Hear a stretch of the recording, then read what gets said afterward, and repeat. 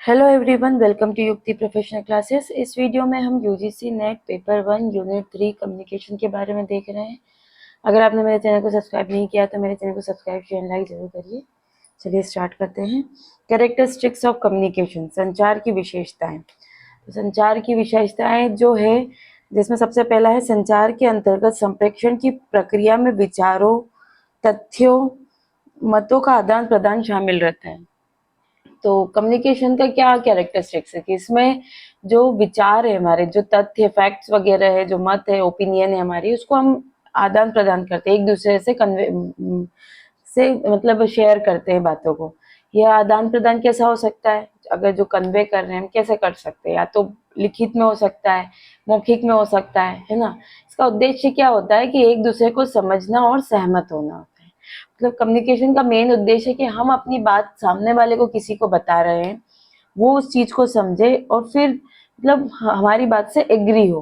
तो यही इसका मुख्य उद्देश्य है कि हम जो हमारे विचार उनसे शेयर कर रहे हैं, हम कोई तथ्य बता रहे हैं, हमारा ओपिनियन बता रहे, तो सामने वाला भी उससे सहमत हो। मान लो अगर कोई मीटिंग हो रही है, वहां पे क्या करेंगे लोग? डिस्कशन करते हैं, अपने विचार रखते हैं, तथ्यों को शेयर करते हैं, फैक्ट्स वगैरह बताते हैं, ताकि क्या हो कि अगर कोई प्रॉब्लम है तो उसका समाधान ढूंढा जा सके आपस में मिलकर। तो ये किस माध्यम से होगा? ये कम्युनिकेशन के माध्यम से होगा।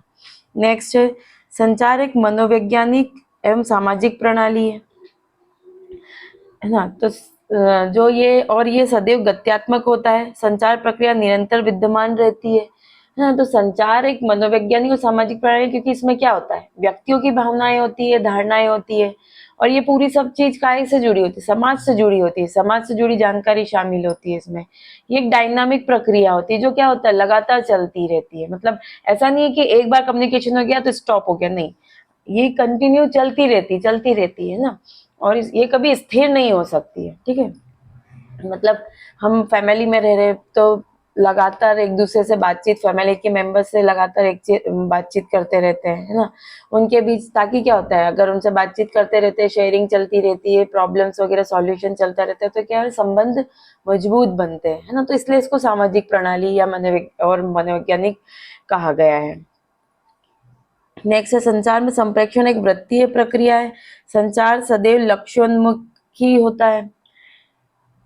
तो इसमें क्या होता है, जो आदान प्रदान जो हो रहा है ना, जो संदेश को हम भेज रहे हैं, तो ये दोनों दिशाओं में शामिल होता है। तो यहाँ से हमने कन्वे किया, ठीक है, सामने वाले ने फिर उसको एक्सेप्ट किया, समझा उसको, फिर उस पर प्रतिक्रिया किया, उधर से फिर कुछ उन्होंने कन्वे किया। तो इस प्रकार से क्या है, ये दोनों दिशा से होता है। ये वृत्तीय प्रक्रिया है जो चलती रहती है। ये प्रक्रिया क्या होगा, लगातार इसमें क्या है, फीडबैक, मतलब आगे किस तरीके से बढ़ता है, फीडबैक के माध्यम से बढ़ता है। और ये कुछ लक्ष्य, मतलब हमारा कम्युनिकेशन का कोई उद्देश्य होता है, ऐसे ही नहीं कि फालतू कर रहे हैं। कुछ चीजों के लिए, मतलब जो हम एक्सप्रेस कर रहे हैं, शेयर कर रहे हैं, वो कुछ लक्ष्यों के ऊपर केंद्रित होता है, ठीक है। अगर इसको स्कूल में अगर हम इसका यूज करें, तो जैसे टीचर क्या करेंगे, स्टूडेंट को कुछ ना कुछ सिखाता है, फिर स्टूडेंट क्या करेगा, उसको समझकर उसका आंसर देगा या उससे रिलेटेड क्वेश्चन पूछेगा, है ना, और फिर उस हिसाब से प्रतिक्रिया, जो क्वेश्चन फीडबैक जो दिया, बच्चों ने जो समझ कर जो उत्तर दिया या क्वेश्चन करा, फिर उस पर, उसके आधार पर टीचर उसका उत्तर देती है, उस पर प्रतिक्रिया करती है। तो ये क्या, एक वृत्तीय प्रक्रिया है ना। एक दूसरे के क्वेश्चन आंसर चलते रह रहे हैं, एक दूसरे के इसको समझ रहे हैं, है ना। तो ये कंटिन्यू भी चलती रहती है। फिर है प्रभावपूर्ण संचार, सामाजिक वातावरण से संबंध होता है। संचार शाब्दिक और अशाब्दिक दोनों हो सकता है।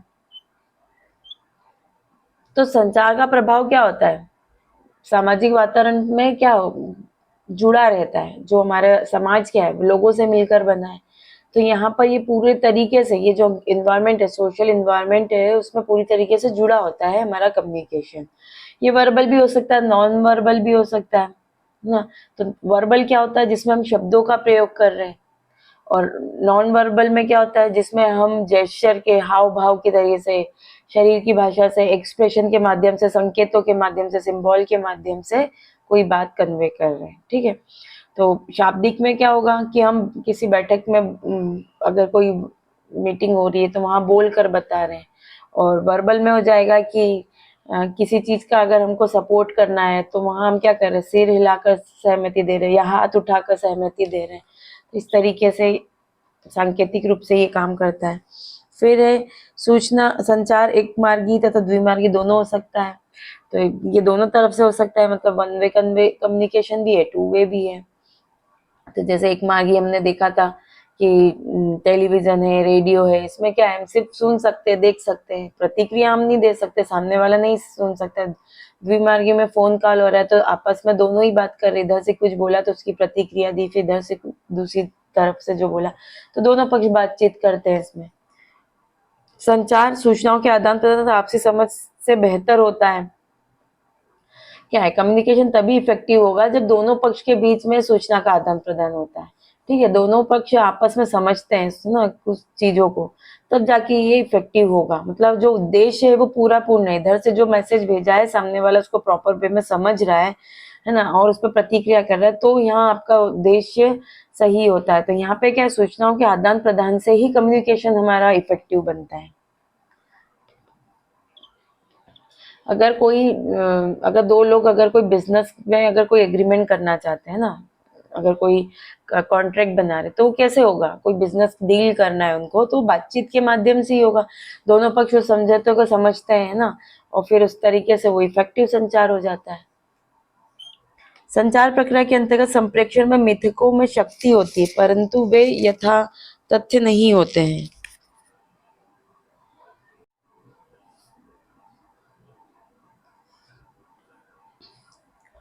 तो यहाँ पर ये कभी कभी क्या होता है, कोई गलत धारणाएं भी होती है जो प्रभावी हो सकती है, लेकिन हमेशा ये जरूरी नहीं है कि मतलब ये सटीक और सत्य नहीं होती है। जो मिथ होती है अक्सर क्या होता है, ये जैसे सांस्कृतिक वाली जो हमारी ट्रेडिशनल सामाजिक मान्यताओं पर आधारित होती है ना, इन्हें सच मान लिया जाता है भले ही वो वास्तविकता में सही नहीं भी हो, है ना। तो ऐसी जो मिथ बातें वो भी क्या होता है कि भले ही सही नहीं हो लेकिन वो भी जो गलत धारणा है वो प्रभावी हो सकती है।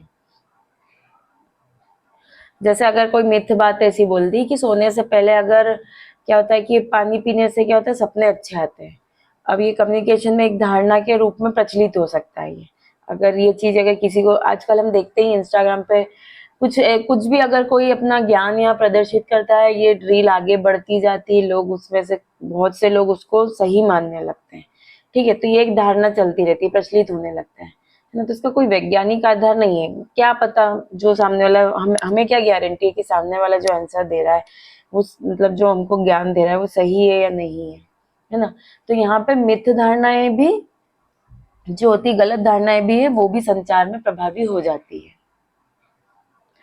संचार प्रेषक जो सेंडर है तथा प्राप्तकर्ता के व्यवहारों को प्रभावित करता है ना। तो क्योंकि यहाँ पे दोनों पे ही डिपेंड होता है, यहाँ भेजने वाला और वहां रिसीव करने वाला, है ना। तो यहाँ पे वो किस वे में भेज रहा है ना, जो सेंडर ने कैसे भेजा है उस मैसेज को, किस और सामने वाले ने उसको किस वे में समझा है, किस क्या प्रभाव होता है, ये दोनों को ही प्रभावित करता है। ठीक है, अगर मान लो कोई अगर लीडर है, अगर प्रेरणादायक भाषण देता है ना, उसके बाद क्या है, जो सुनने वाले हैं वो उस संदेश से क्या प्रेरित होकर कोई नया कदम उठाते, तो यहाँ क्या हुआ, संचार इफेक्टिव हुआ। अगर सेंडर जो भेजने वाला है वो ही नहीं ऐसा कुछ भाषण दे पा रहा है क्योंकि जिससे लोग प्रेरित हो, उन्होंने कोई स्टेप नहीं उठाया, तो ये इफेक्टिव नहीं हुआ। तो यहाँ पर क्या होता है, सेंडर के भेजने और पर और रिसीवर के रिसीव करने पे, इन दोनों के व्यवहारों पर इसमें इफेक्ट पड़ता है। नेक्स्ट है, संचार प्रक्रिया को बेहतर बनाने के लिए परंपरागत संचार माध्यम जैसे पत्राचार का यूज होता है, टेलीफोन, समाचार पत्र, और साथ साथ आधुनिक संचार माध्यम भी यूज हो रहे हैं, जैसे फैक्स हो रहा है, टेलीफोन से होता है, इंटरनेट, ईमेल, वीडियो कॉन्फ्रेंसिंग ना, सोशल मीडिया, इन सबका प्रयोग किया है। तो कम्युनिकेशन में हम दोनों ही माध्यमों का यूज करते हैं। नेक्स्ट है, भावबोधक संप्रेषण प्रेरित होता है। कूट लेखक जो इनकोडर के व्यक्तित्व की विशेषताओं द्वारा होती है यहाँ पे।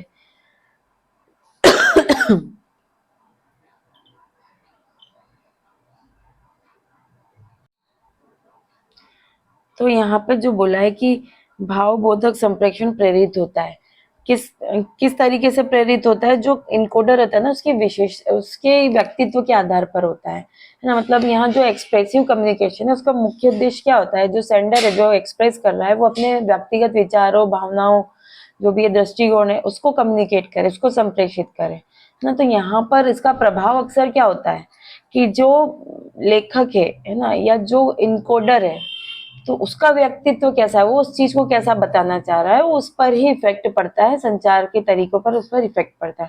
जैसे मान लो अगर कोई कलाकार है, आर्टिस्ट है, उसने अगर कोई चित्र बनाया है ना, तो उस चित्र में उसके जो भावबोध और व्यक्तित्व है, वो जिस तरीके से उसने बनाया, तो उस चित्र को देखकर आप उसके भावबोध, उसके एक्सप्रेसिव जो कम्युनिकेशन है, उसका एक्सप्रेशन, उसका व्यक्तित्व क्या है, उससे झलकता है। तो यहाँ पर जो है, जो एनकोडर है, उसके व्यक्तित्व, जो उसका कम्युनिकेशन है उसके व्यक्तित्व से जुड़ा होता है, वो किस तरीके से उसको कम्युनिकेट कर रहे हैं। फिर है, संचार में प्रत्येक संप्रेषक को प्रत्याशित उत्तेजना का अनुभव होता है। संचार में वाणी के बजाय आवाज के पहलुओं को पराभाषा अर्थात अथवा पार्श्व भाषा के रूप में जाना जाता है। तो मतलब जो एंटिसिपेटेड एक्साइटमेंट होता है उसका अनुभव होता है, प्रत्याशित उत्तेजना का, है ना। यहाँ पे केवल शब्द ही नहीं बल्कि आवाज का भी उतार चढ़ाव मायने रखता है ना।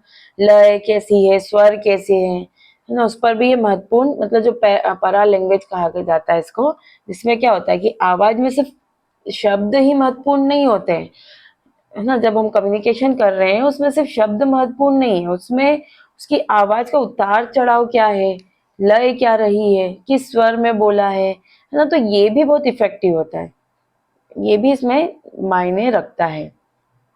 जब कोई एक अगर स्पीकर है कोई, वो भाषण देता है, तो उसके शब्दों के साथ उसकी आवाज की गति, उसकी भावनाएं भी संदेश की हिस्सा होती है।